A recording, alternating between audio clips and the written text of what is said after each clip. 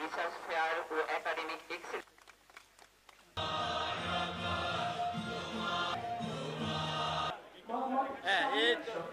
প্রকাশক 2025 খ্রিস্টের সময়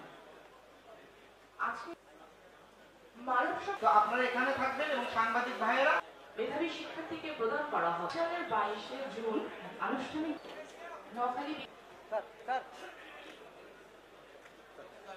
অনুমোদনের জন্য আমরা মূল্যবান বক্তব্য সৃষ্টি করবেন, জ্ঞান বিতরণ করবেন, দুটা কাজ।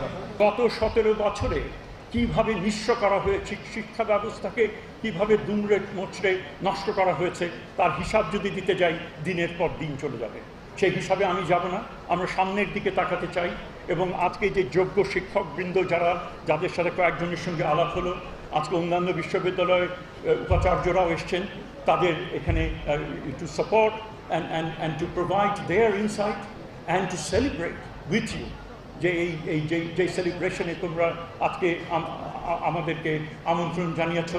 আমরা মনে করি দিস ইজ সার্টেন, এটা খালি নোয়াখালী এই বিশ্ববিদ্যালয়ের এটা সেলিব্রেশন না, এটা পুরো সকলেরই এটা একটা সেলিব্রেশনের বিষয়।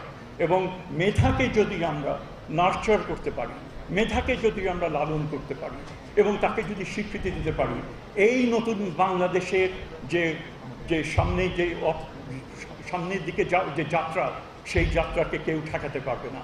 আমি মনে করি, আমি সবসময় যেটা বলি, আমাদের যে শিক্ষার ক্ষেত্রে একটা বড় আমাদের সকলের এনগেজ হতে হবে এবং সকল যে অংশীদার, কেবল রাষ্ট্র না, প্রাইভেট সেক্টরের এখানে ভূমিকা রয়েছে, এখানে বিভিন্ন সমাজের বিভিন্ন অংশে এখানে ভূমিকা রয়েছে এবং তারা যেন শিক্ষার গুণগত মানের উপরে তারা যেন জোর দেন এবং যারা শিক্ষার্থী তাদের সুযোগ সুবিধার উপরে যে তারা যেন একটু সকলে মিলে এগিয়ে আসেন, তাহলেই আমরা আমাদের সেই যে বৃহত্তর যে গোল, বাংলাদেশের যে নতুন বাংলাদেশ যে গড়ার গোল, এই যে বৈশ্বিক যে নানামুখী চ্যালেঞ্জ যেগুলো আমাদেরকে ফেস করতে হচ্ছে, একদিকে ইউক্রেন ওয়ার ছিল, এখন আবার মধ্যপ্রাচ্যে আমরা সেখানে আরেক যুদ্ধ সেখানে শুরু হয়েছে, নানান রকমের সংকটের মধ্যে রয়েছে।